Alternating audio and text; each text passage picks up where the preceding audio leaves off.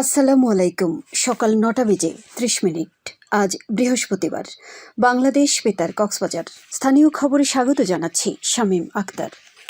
আগামী ১২ ফেব্রুয়ারি অনুষ্ঠিতব্য জাতীয় সংসদ নির্বাচন এবং গণভোট অবাধ, সুষ্ঠু, নিরপেক্ষ, শান্তিপূর্ণ ও উৎসবমুখর করার লক্ষ্যে সারা দেশে ৭ দিন আইনশৃঙ্খলা বাহিনীর সদস্য মোতায়েন থাকবে। বুধবার জারি করা স্বরাষ্ট্র মন্ত্রণালয়ের এক পরিপত্রে বলা হয়, নির্বাচনের ৪ দিন আগে অর্থাৎ ৮ই ফেব্রুয়ারি থেকে আইনশৃঙ্খলা বাহিনী মোতায়েন শুরু হবে। আগামী ১৪ই ফেব্রুয়ারি পর্যন্ত তা বহাল থাকবে।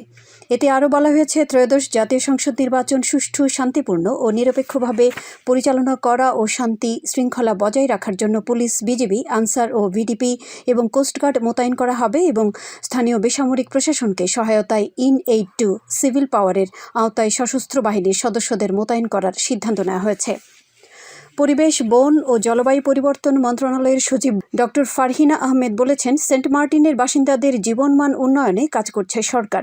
দ্বীপে পর্যটক সীমিত রেখে পরিবেশ ও জীববৈচিত্র্য সংরক্ষণের নানা প্রকল্প হাতে নেওয়া হয়েছে।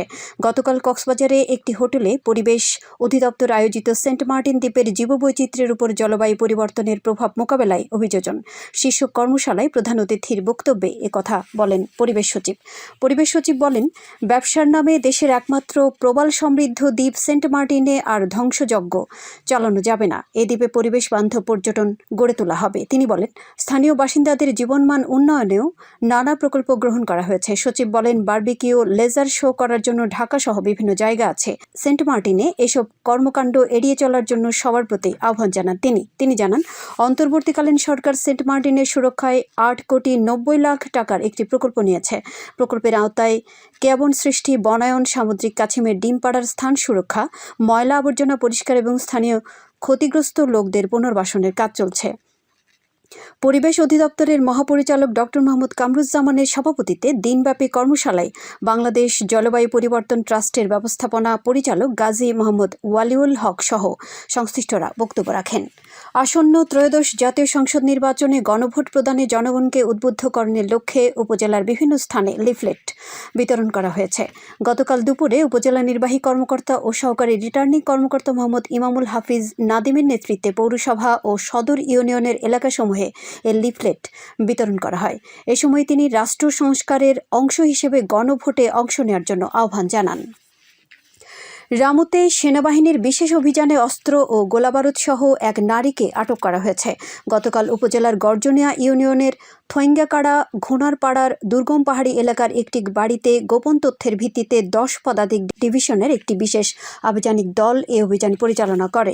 এ সময় তল্লাশি চালিয়ে ২টি বিদেশি পিস্তলের আদলে একটি ডামি পিস্তল, ২টি একনলা বন্দুক, ৪৯টি পিস্তলের বুলেট, 6টি রাইফেলের বুলেট, 3টি কার্তুজ, ধারালো ক্রিজ, মোবাইল ফোন সহ ফেলে যাওয়া মোটরসাইকেল উদ্ধার করা হয়। অভিযানকালে ডাকাতদের সহযোগী আয়েশা বেগম রিয়াকে অস্ত্রসহ আটক করা হয়। রামু থানার ভারপ্রাপ্ত কর্মকর্তা মনিরুল ইসলাম ভূঁইয়া জানান, প্রাথমিক জিজ্ঞাসাবাদে রিয়া জানায়, উদ্ধারকৃত অস্ত্র ডাকাত নুরুল আফসার, প্রকাশ ল্যাং আফসার এবং ডাকাত রহিমের। রিয়া দীর্ঘদিন ধরে এই ডাকাত দলের সহযোগী হিসেবে কাজ করে আসছে। টেকনাফে সরকার নির্ধারিত মূল্যের চেয়ে বেশি দামে এলপিজি বিক্রি করার অভিযোগে অভিযান চালিয়েছে উপজেলা প্রশাসন। গতকাল বিকেলে পৌরসভার বিভিন্ন স্থানে অভিযান চালিয়ে অধিক মূল্যে গ্যাস বিক্রি করার অভিযোগে 2 জন ডিলারকে 10,500 টাকা জরিমানা করা হয়। অভিযানে নেতৃত্ব দেন উপজেলার সহকারী কমিশনার ভূমি রাকিব হাসান চৌধুরী। জনস্বার্থে এই ধরনের অভিযান অব্যাহত রাখা হবে বলে জানান তিনি। এদিকে ঈদগাঁও উপজেলার ইসলামপুর নতুন অফিস বাজার ও ইসলামাবাদ এলাকায় এলপিজির অতিরিক্ত মূল্য আদায় বন্ধে মোবাইল কোর্ট পরিচালনা করা হয়েছে। বুধবার বিকেলে বেশি দামে এলপি গ্যাস বিক্রির অভিযোগে 3টি প্রতিষ্ঠান মালিককে 26,000 টাকা অর্থদণ্ড প্রদান করা হয়। অভিযান পরিচালনা করেন কক্সবাজার জেলা প্রশাসনের সহকারী কমিশনার ও নির্বাহী ম্যাজিস্ট্রেট মোহাম্মদ কামরুল ইসলাম। মহেশখালীতে আবহাওয়া ও জলবায়ু পরিবর্তনজনিত ক্ষয়ক্ষতি মোকাবেলায় মতবিনিময় সভা অনুষ্ঠিত হয়েছে। গতকাল দুপুরে উপজেলা পরিষদ মিলনায়তনে ব্রেকিং দ্য লাইসেন্স প্রজেক্ট নামে একটি সংস্থা এ সভার আয়োজন করে। সংস্থাটির প্রজেক্ট ম্যানেজার মিরাজ উদ্দিন তালুকদারের সভাপতিত্বে এতে প্রধান অতিথি ছিলেন উপজেলা নির্বাহী কর্মকর্তা ইমরান মাহমুদ ডালিম। সভায় আবহাওয়া ও জলবায়ু পরিবর্তনের ফলে উপকূলীয় অঞ্চলের ক্ষতিগ্রস্ত নারী ও প্রান্তিক জনগোষ্ঠীর সেবাসমূহ প্রাপ্তি, জেন্ডার ন্যায্যতা, ইকোসিস্টেম ব্যবস্থাপনা ও পুনরুদ্ধার সহ বিভিন্ন বিষয়ে গুরুত্ব আরোপ করা হয়। উখিয়ায় দরিদ্র প্রতিবন্ধী ও এতিম শিশুদের মাঝে শীত বস্ত্র বিতরণ করা হয়েছে। গতকাল উপজেলা পরিষদ চত্বরে বিতরণ কার্যক্রমে উপস্থিত ছিলেন উপজেলা নির্বাহী কর্মকর্তা রিফাত আসমা। তিনি জানান, উপজেলার বিভিন্ন সরকারি প্রাথমিক বিদ্যালয়ের 300 শিক্ষার্থী এবং বিভিন্ন মাদ্রাসার এতিমখানা দুস্থ পরিবারের 600 জনের মাঝে কম্বল বিতরণ করা হয়। উপজেলা প্রশাসনের সহযোগিতায় সেভ দ্য চিলড্রেন বিতরণ অনুষ্ঠানের আয়োজন করে।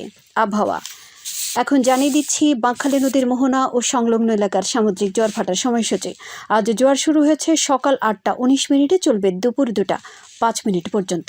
খবর শেষ হলো। আমাদের পরবর্তী খবর প্রচারিত হবে আজ দুপুর 2টা বেজে 30 মিনিটে।